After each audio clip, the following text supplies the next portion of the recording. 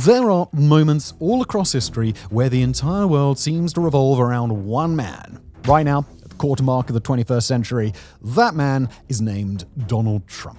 At home in the United States, he's surged to claim the White House on 2 separate occasions and surged stronger in his second victory than in the first. Across the globe, he's inspired a range of world leaders to walk in his footsteps. Bolsonaro, Milei, Johnson, Bukele, Duarte, and many more. He stands at the head of a global populist movement, and right now, as we write this, he has reached the very height of his powers. All that's left now is to build a legacy. And when Donald Trump envisions that legacy, we all but guarantee that a global turn towards centrism ain't a part of the plan. It's that very idea, rule by the moderates, or the establishment, or the deep state, that's been public enemy number one for Trump and his broader movement over the last decade. So for us here at Political Front to make the bold prediction that Donald Trump will go down in history as the savior of political centrism might seem as if we woke up this morning and decided that we were tired of making sense. But Trump isn't the first leader to make such a profound mark on the world. He certainly won't be the last, and across the long arc of history, Donald Trump and his entire movement are part of a cycle that shows no sign of stopping now. Donald Trump, he's about to bring centrism back, and here's how he's going to do it. A global coalition. As there is Donald Trump, there is the far larger phenomenon of political Trumpism. So, if we're going to make the argument that both Trump and Trumpism are going to bring political centrism back, then we'd best start with an understanding of Trump's larger movement. Now, to be clear, we're not really looking to get at the intricacies of the MAGA world today, but instead to take a more anthropological approach to the political movement itself. We're going to zoom way out. We're going to put ourselves in the heads of a future generation of historians looking back at this moment and trying to see what they will see. Now, obviously, Trumpism fits into the category of a right-wing or conservative movement. It's a populist movement, meaning a movement that's meant to appeal to the common people who make up the vast majority of citizens, rather than appealing to the politically powerful or the cultural elite. Trumpism, in fact, is defined by a strong anti-elite or anti-establishment sentiment, one that targets Trump's own political party at times, as well as the establishment and elite who form his party's traditional opponents. Trumpism is an overtly nationalist movement, one that advocates both the real-world priorities and the abstract ideals of Trump's own country over and above other nations. It's also an anti-globalist movement, pushing back against the broader trend of globalization that's defined both the 20th and the 21st centuries. Trumpism places a strong emphasis on the role of Christianity in American life, the prioritization of native-born Americans in national policy, and the power of the American presidency, among other defining features. But Trumpism isn't just defined by its approach to governance. It's also defined by a very specific set of vibes that have become just as central to Trumpism as the idea of governance itself. Trump's movement relies heavily on the intertwined ideas of grievance and vengeance, the idea that its supporters, in Trump's case the American people, have been wronged repeatedly by a wide range of actors, and that Trump's leadership can be trusted to get payback. It's a movement defined by an unapologetic brashness, a willingness to knock some heads together today on the American people's behalf and worry about the unintended consequences later. The movement appeals directly to people who feel as if they've been personally disenfranchised, whether by conventional US political leaders or societal changes like migration or free trade policy, or by changes in culture. The Trump vibe is tied up with masculinity, with evangelical Christianity, and with a distrust of traditional media and politics. It's linked inextricably, of course, with a man at its center, who wields an influence over his movements that quite possibly none of his potential successors will ever be able to match. And beyond Trump's movement in the United States, Trumpism has served as an inspiration for a wide range of political movements abroad. Granted, most of these movements wouldn't call themselves Trumpism outright, but they draw so heavily on the themes, the policies, and indeed the vibes of American Trumpism that they're quite clearly part of the club. Not every movement or political leader adapts the entirety of Trumpism to suit their needs. Sometimes they'll pick and choose the more salient elements for their own electorate. In fact, although it's very common for a foreign leader to be labelled the Trump of Asia or the Trump of Europe or whatever in the global press, every single one of these presidents and prime ministers are divergent from Trump in some way. The world is complicated, and so are these powerful people. But despite their differences, each of these past, present, or aspiring heads of state have modeled themselves in Trump's image since his initial rise, and if we're going to make a case on where Trumpism ultimately leads, we've got to take them into account as well. Latin America has seen its fair share of Trump-like figures, most prominently Jair Bolsonaro of Brazil, who led his nation from 2019 to New Year's Day 2023. Bolsonaro was a conservative nationalist before Trump came along, but drew far greater support after adopting Trump-adjacent stances on culture, foreign policy, and COVID-19, with his supporters even staging a similar riot in Brazil's capital city compared to what went down in Washington, D.C. in early 2021.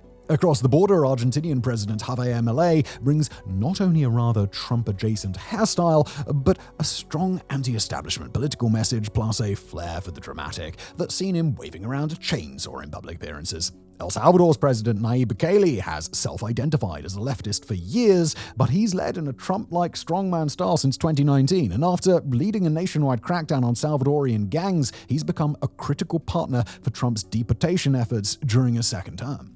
In Europe, former UK leader Boris Johnson pivoted toward a Trump-like political style during his years as Prime Minister, while prominent right-wing leaders like Britain's Nigel Farage, France's Marine Le Pen, and Geert Wilders of the Netherlands have each adopted and learned from elements of Trumpism over the last decade.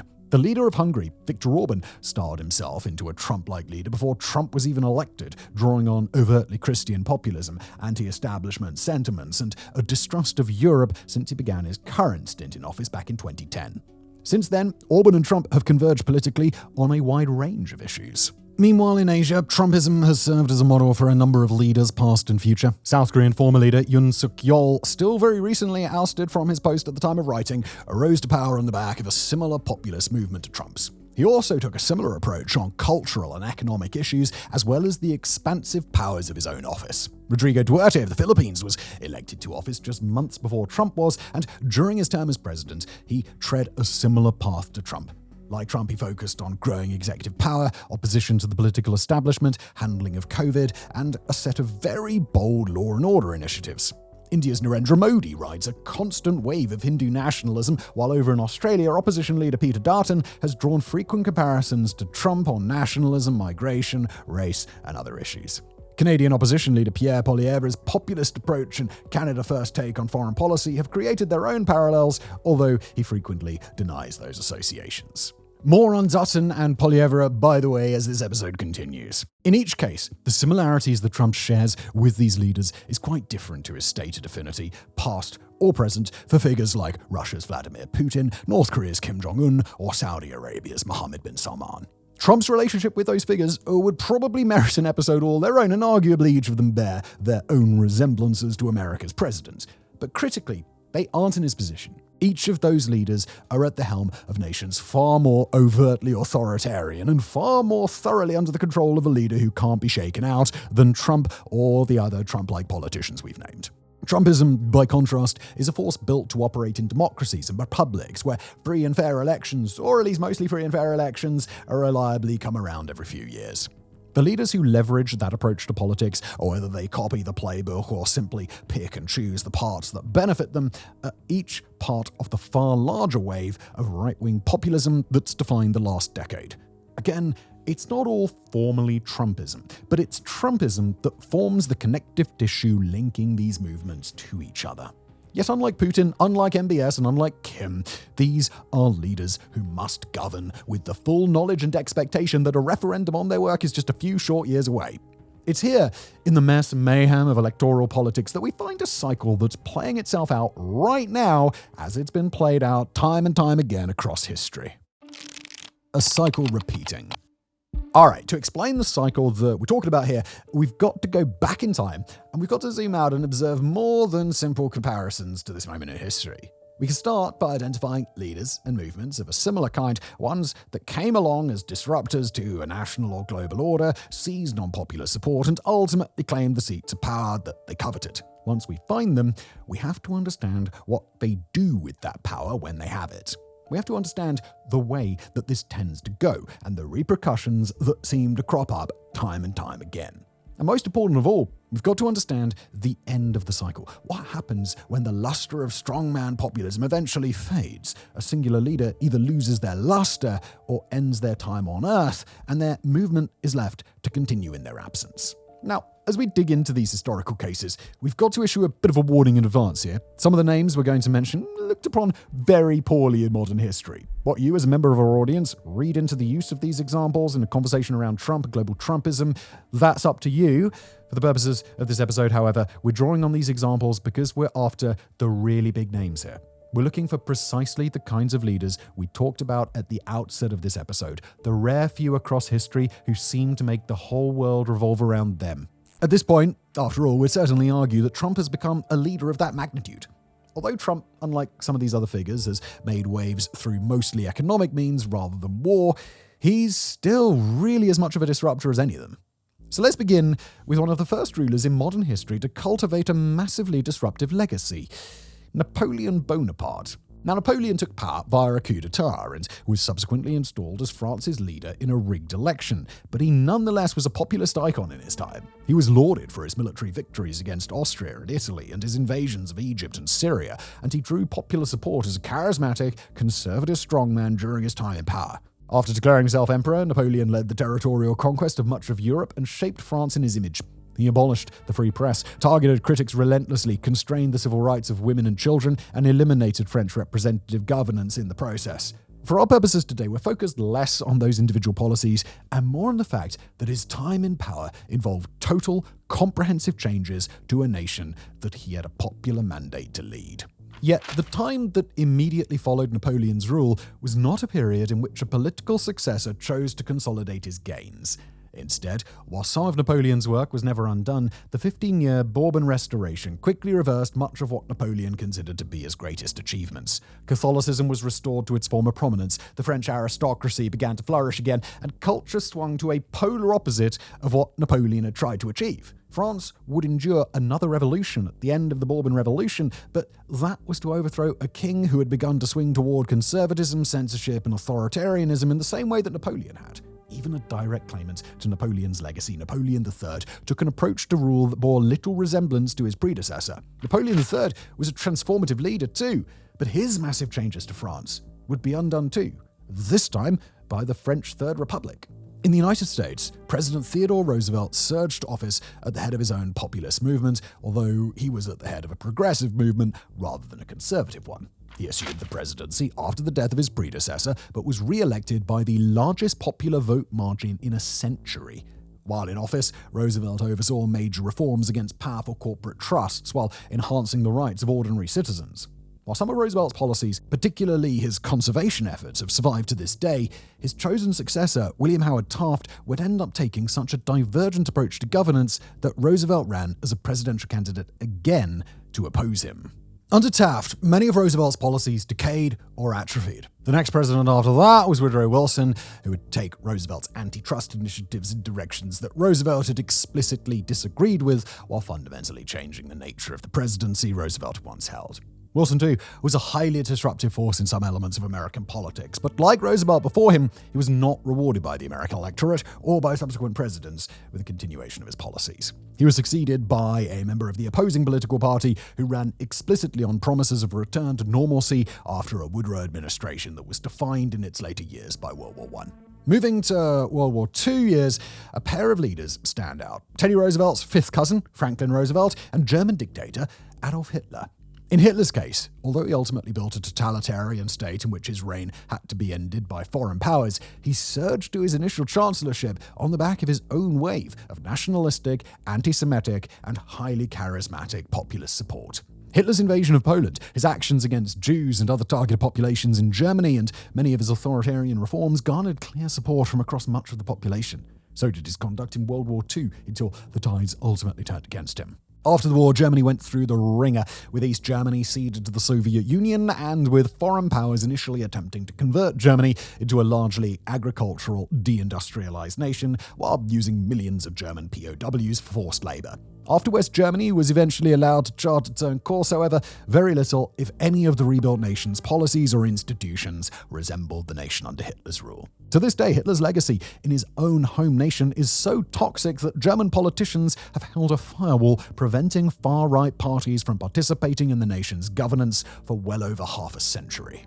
In the United States, Franklin Roosevelt was elected in 1932 on his own swell of popular support. He bested the incumbent Herbert Hoover by nearly 20 points in the popular vote and claimed nearly 90% of electors in the Electoral College. After that, he won an even bigger landslide in his re-election, plus sweeping victories for pro-Roosevelt legislators. In Roosevelt's case, his disruptive influence on the US came primarily via the New Deal series of programs, large-scale economic and social reforms that brought the United States out of the Great Depression. Yet even before the start of World War II, FDR drew increasing opposition from voters and his own Supreme Court as time went on, and starting in 1939, the American legislature would be controlled by a conservative coalition opposing New Deal policies for over 2 decades. That coalition openly sought to protect their idea of pre-Roosevelt America, and it drew considerable popular support in doing so. FDR himself would die in office, so his vice president, Harry Truman, only won re-election narrowly against stiff opposition from his own party, and he left with just 22% approval nationwide.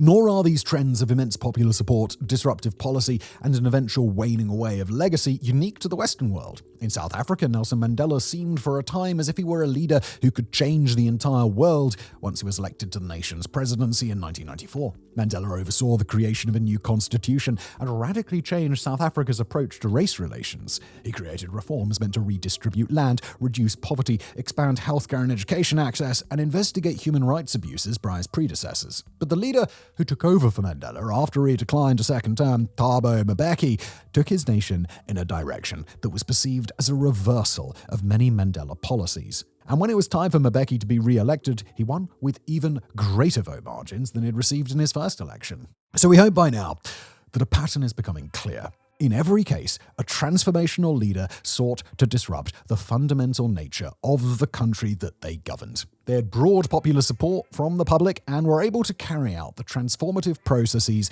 that they promised, while at the same time bringing the other myriad benefits that their supporters wanted. Yet in every case, time and time again, those transformational leaders are followed not by a continuation of their programs for decades to come, but a reversal and a reining in of what they'd consider their most notable achievements. A fair portion of them never even got a successor into office, and those who did consistently found their successors either unable or unwilling to carry on the movement that was given to them, or otherwise punished for doing exactly that. Each time the opposition gains power, the bulk of the changes are undone, and the broader movement is unable to survive. Even in states where free and fair elections simply aren't a thing, the process plays out in its own way. Their highly disruptive, change-oriented leaders are typically followed by attempts to either rebuke that change, return to normalcy, or place the government in the hands of a person who's perceived to be less erratic. The death of Joseph Stalin in the Soviet Union was followed by the premiership of Nikita Khrushchev, who openly denounced Stalin during his time as leader and led a years-long cleansing campaign explicitly referred to as de-Stalinization. In China, after the death of Mao Zedong, his successor Hua Guofeng reversed elements of Mao's Cultural Revolution despite being handpicked for leadership by Mao himself. The Chinese leader who followed Hua, Deng Xiaoping, took the nation several steps further. Xiaoping, who had been purged twice during Mao's rule, oversaw a gargantuan overhaul of the Chinese state once he came to power. The cycle that we're describing here, both in electoral systems and even in non-electoral systems, is not a cycle of ideology. It's not a cycle between liberalism and conservatism, or between globalism and isolationism, or even between democracy and authoritarianism. It's a cycle between disruption and stability, one in which transformational leaders gain popular support because they can and will change the status quo. Then, in their wake, the next leader to gain popular support will be the ones who promise a return to the familiar, the stable, the normal. It's a cycle that plays out again and again in a way that suggests the fine details of policy, personality, or circumstance don't have much effect. But this, of course, is an episode about one Donald J. Trump. Trump's political movement, like those of the transformative leaders we've listed before, is one that deeply and thoroughly rejects the status quo, the political establishment, the entrenched elite, and the values and ideologies of his immediate predecessors. His movement is populist, drawing on a fundamental desire for change, and it exploits the public's core frustrations with the political system. There's also a direct echo of every other figure we've discussed, and that similarity is not a coincidence. He, like each of them, seems to move in a way that defies political gravity as long as it's him at the helm of the ship. And if history is a window into the future, then Trump, just like the rest of them, will be followed by the rise of the centrists. Here, we're talking about a hell of a lot more than a political organization that just seeks to take the middle. We're talking about political movements that are more moderate, that don't necessarily promise a backlash to Trump, but that instead promise a return to political stability. We're talking about technocracy, ruled not by people who just have really big ideas, but people who are experts in their chosen fields, putting that expertise to work for the public good. We're talking about political movements that emphasize normalcy, predictability, the boring politics that many people refer to in 2025 when they lament the fact that they've got to live through interesting times. And to be clear, we're not talking about a movement that would be Trump's polar opposite, say a presidency by Bernie Sanders or Alexandria Ocasio-Cortez, if we're using an example from the US. Instead, we're talking about boring, stable, predictable leadership, the very kind of leadership that Trump and Trump-like leaders around the world have railed against. If the trend we're discussing ends up bearing itself out, then it's precisely those centrist leaders that Trump and other strongman-style populists across the globe are ushering back into power. And we'll even take our claim one step further and tell you that this great global pivot is already happening, and we can prove it. Signs of the turn.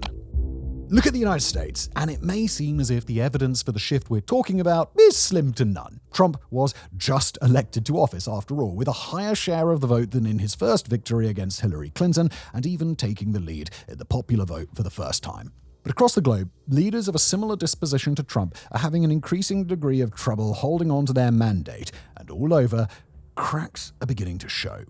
Take the case of former Brazilian leader Jair Bolsonaro, who worked for years to capitalize on both ideological parallels to Trump and a personal connection between the two.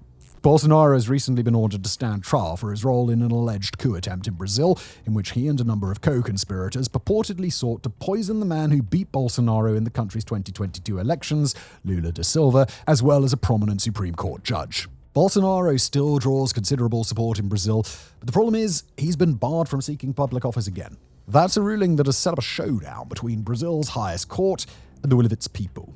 Bolsonaro insists that he'll run for the presidency in 2026 anyway, drawing on the same populist appeal and public mandate that got him elected the first time around.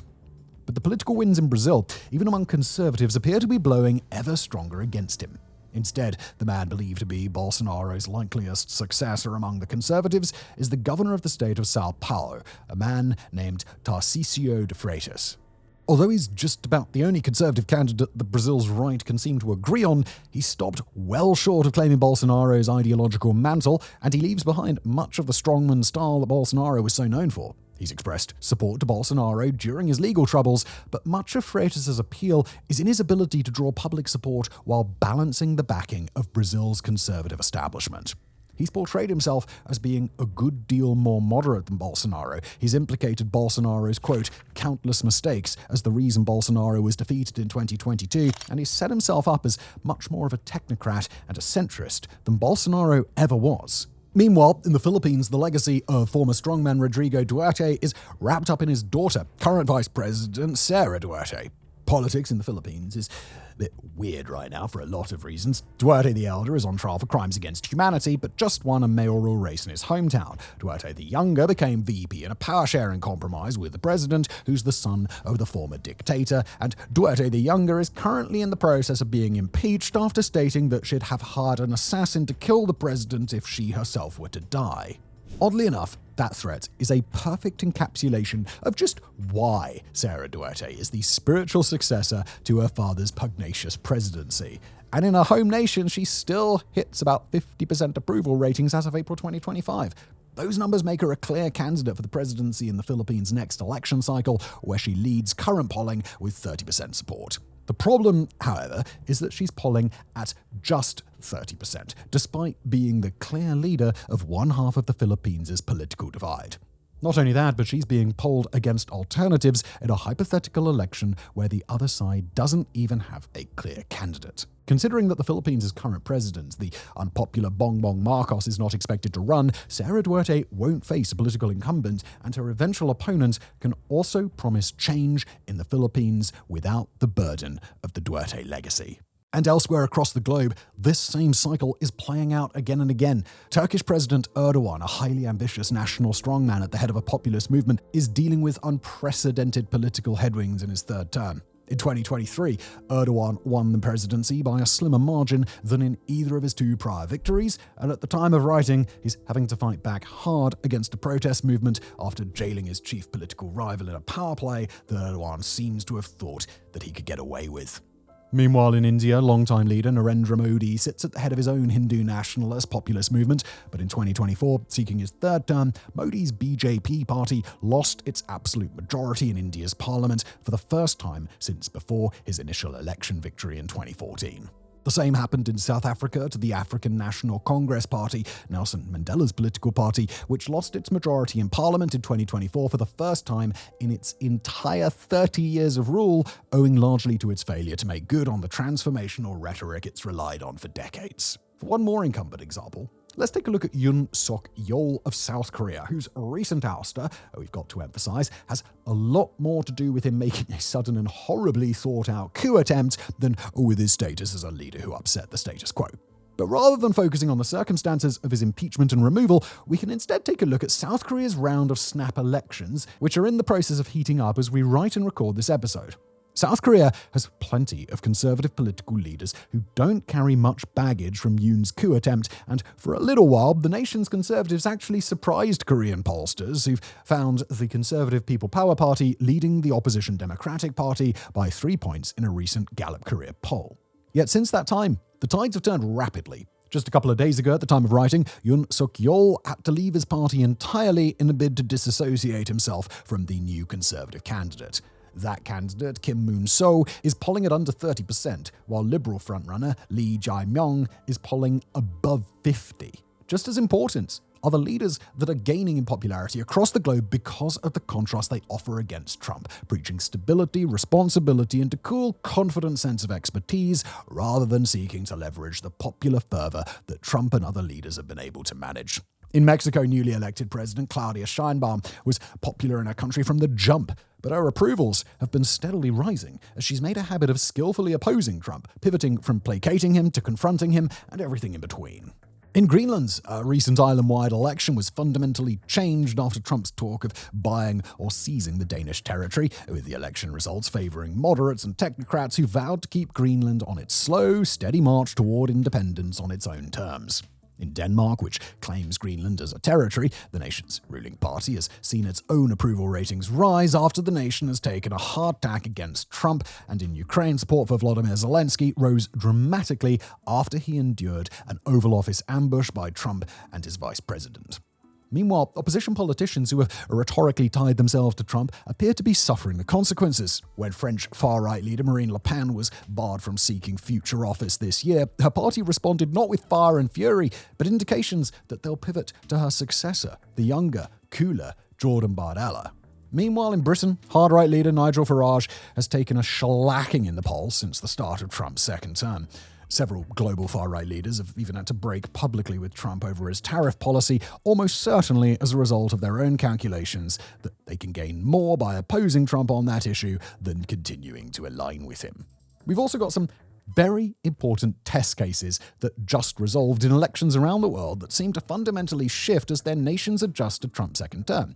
In Canada, Conservative candidate Pierre Poilievre was seen as the nation's presumptive next leader just a few short months ago as a response to widespread negative views of the Liberal and now former Prime Minister Justin Trudeau.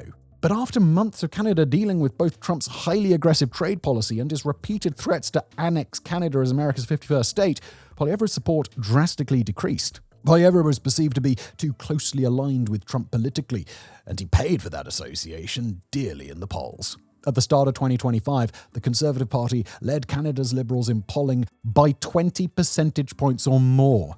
But on election day, newly elected Prime Minister Mark Carney won the vote by 2.5%, while Poilievre couldn't even win re-election in his own district. And over in Australia, a very similar situation played out in their recent elections. Australia's current and now re-elected leader Anthony Albanese is the epitome of a boring technocratic politician. Until recently, he had seemed likely to lose to Conservative leader Peter Dutton, who, confusingly enough, is head of Australia's so-named Liberal Party, but don't worry about that. Since Trump arrived in his second term, however, Dutton found himself increasingly tied to perceptions that he would have aligned with Washington, D.C. in ways that Australians didn't want.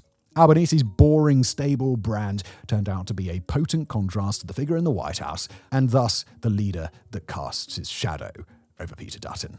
Nor did Dutton help himself in that regard, after years spent rhetorically tying himself to Trump via culture war issues and anti-establishment rhetoric, which came back to bite him.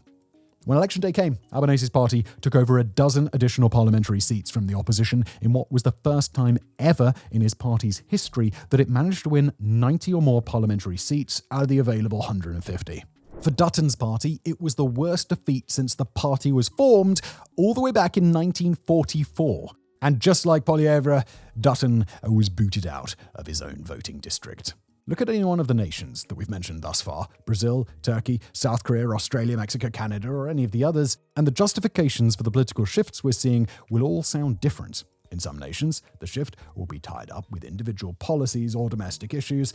Elsewhere, it'll be because of political considerations or foreign affairs, and in still others, it'll be because of legal drama. But zoom all the way out, look at the entire map at once, and the trend is clear. The global far right has been rising for about a decade now, and in some places like Germany with the AfD or Spain with the Vox party, the far right is still gaining traction. But in a larger and larger share of the world's democracies, that sentiment in favor of status quo smashing populists is very clearly starting to wane. And the people who are gaining support from the global voters to fill in the gap aren't coming from the far left, they're coming from the political centre, the moderate wings of both liberal and conservative parties, as well as parties that don't conform to a liberal versus conservative divide. They're the stuffy technocrats, the predictable politicians, and, dare we say it, the boring leaders who can bring what their predecessors cannot. We've gone through the history, and the history suggests that in a cycle like this, coming from a period where disruptive leaders have risen in popularity and power, the thing that voters crave next is going to be stability. Whether it's in Europe or Asia or Latin America and beyond, it's the perception of stability, normalcy, and maybe even a return to the status quo that each of these national electorates seem to be chasing. If that trend continues, it'll be borne out with changes in voting habits all across the globe, slowly but surely shifting momentum away from the parties that these disruptive leaders have built or supported. In turn, that momentum will shift toward either their political opposition or an incoming wave of figures in their own party who simply seem to offer the normie vibe that's been lacking. Now here at Political Fronts, we are available for public audit, and this episode will remain available on our channel for the foreseeable future. So let's see what happens. And of course, there's one question left in all of this.